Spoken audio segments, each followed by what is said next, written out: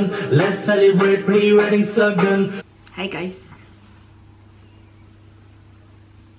Hello! Oh, I need a massage. Today is going to be an interesting one because we're going to be talking about how less is more.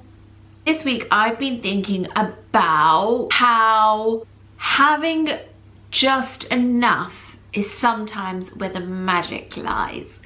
I've always gone into jobs which don't pay me enough for my skill set. I did a law degree. I decided not to pursue law, but I took out a major loan with NatWest Bank to basically pay off my LPC, which I still have yet to pay, and it's like 9 years later. I've also been in and out jobs. I've done so many different things, which makes me really good at lots of different things. When you're constantly chopping and changing, you don't actually earn an income that allows you to buy really nice things. Until now, when I've sussed it out. I was talking to my sister who's a makeup artist. She works for MAC. She has to wear black for work, and I'm like, you should buy really nice designer pieces. She literally, I think, is ASOS's best buyer. She will order so much stuff, and just like sometimes you can't be bothered to return it, her black wardrobe is like overflowing. I, about a year ago, basically stopped shopping like at all. I was like, every month I'm gonna dedicate X amount to one thing.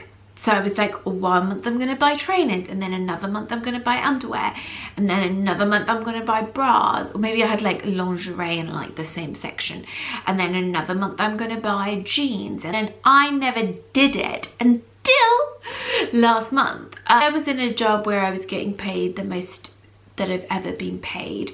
I grew up in an Indian family where you don't talk about lots of things, but one of the things we were never told about and we never spoke about was finances. To be fair, my dad's really forward thinking and really liberal and really open, and we built that relationship slowly over time. But one thing we never really discussed in a sit down sort of conversation was you need to save from your wage every month to allow you to live life better later. And my mum was constantly taking out credit cards, and although she was always like, join the government, help to buy ISA, and I think when you reach £13,000, okay, I can't remember, but if you hit like a maximum threshold, the government actually give you £3,000 on top of what you've already saved. Provided that actually goes towards your house, you get that £3,000, which is super cool because you can get on the property ladder if that's important to you.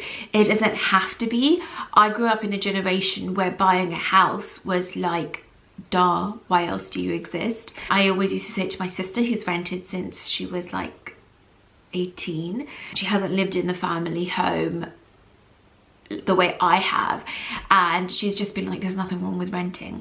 Also, she's like, you can just rent your whole life. And I'm just like, no, you have to buy somewhere, otherwise, like, what is the point?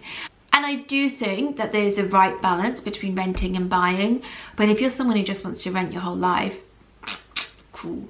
I still have that mentality where I would like to own something, just because I have so much stuff. Since I was a child, I've been collecting stuff for this home I'm going to have. I literally have stuff since I was like 12 that I've bubble wrapped and packed away for the day I have my house. Never got to enjoy it.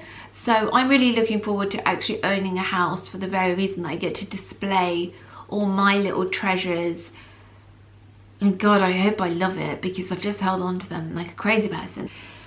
This vlog was inspired by saving, by the idea of saving, and just reflecting on how important it is.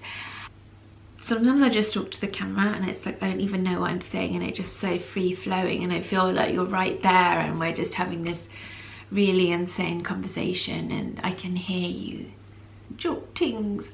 So the key idea that I had was every month I was going to buy something new, and then I thought, well, what is that one new really good classic piece that you're going to buy every month, then I thought that would be really cool to do it together and go through some of the things that I think you absolutely have to have in your wardrobe. This is like based on the classic Parisian capsule wardrobe, so I might say something, you'll be like, I've never worn one of those in my whole life, so it might just be outdated for you. But for me, this is exactly the woman that I believed I could be. This is exactly the woman I've always worked towards, and these are kind of some of the pieces that I'd really love to buy.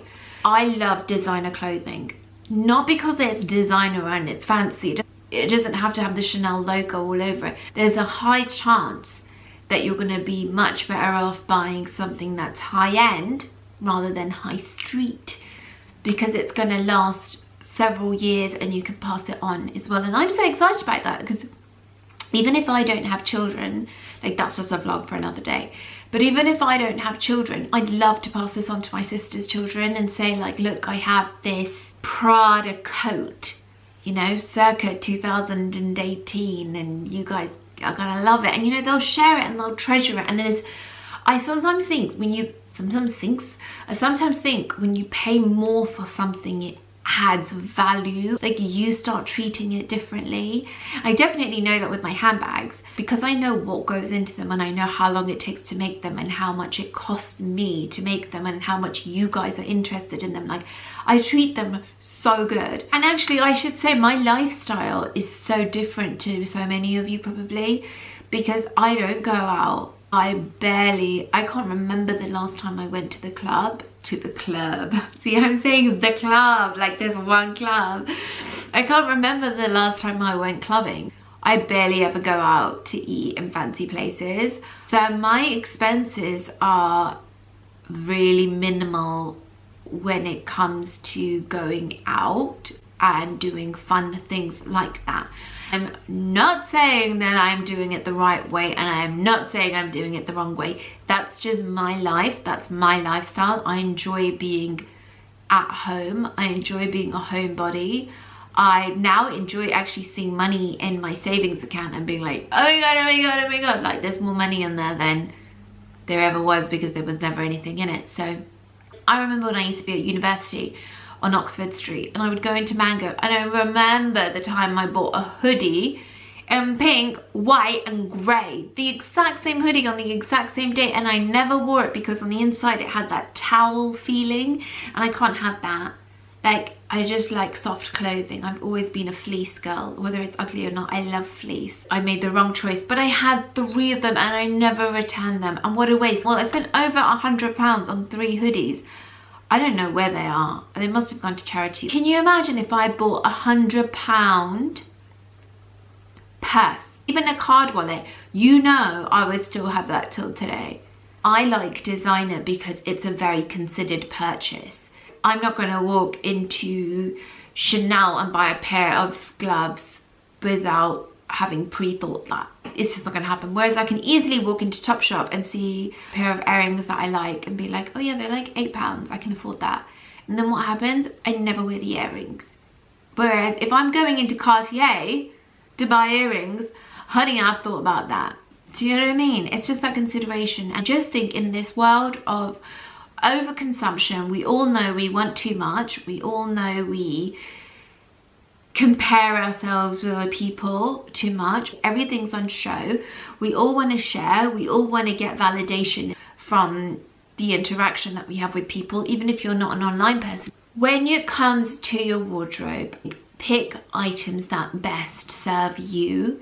Don't just mass buy. I imagine my future as a blogger and a vlogger going somewhere, and one day if brand like Misguided were to reach out to me, I was thinking, how would you deal with that then? Because you're basically saying don't buy high street.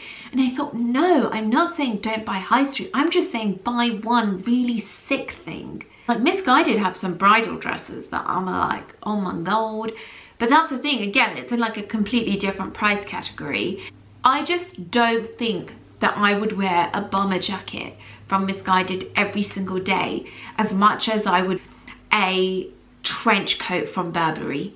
I would pass that through the generations. If you have money and the income, you can balance that out with high street too. I personally want to live a life of less stuff. I know I'm going to find that really hard to do because I'm an absolute hoarder.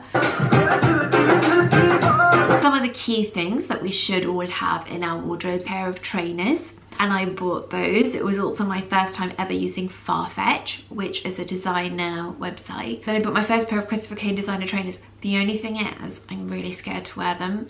So I've had them for like 2 weeks and I haven't actually worn them. What I didn't like about Farfetch was that I had to pay £5 shipping, and they also took quite a while to get to me. But now I sell designer handbags and I know how long it takes to make the handbags and to get them out to people. I'm like, calm down, honey. But the £5 shipping was a little bit annoying because I feel like once I've spent £5, do I really want to return it, or do I want to like them so I keep them and just feel like that £5 was well spent? Maybe once you've spent a certain amount, you get it for free, I'm not sure. After trainers, the next item I want to buy is a pair of jeans.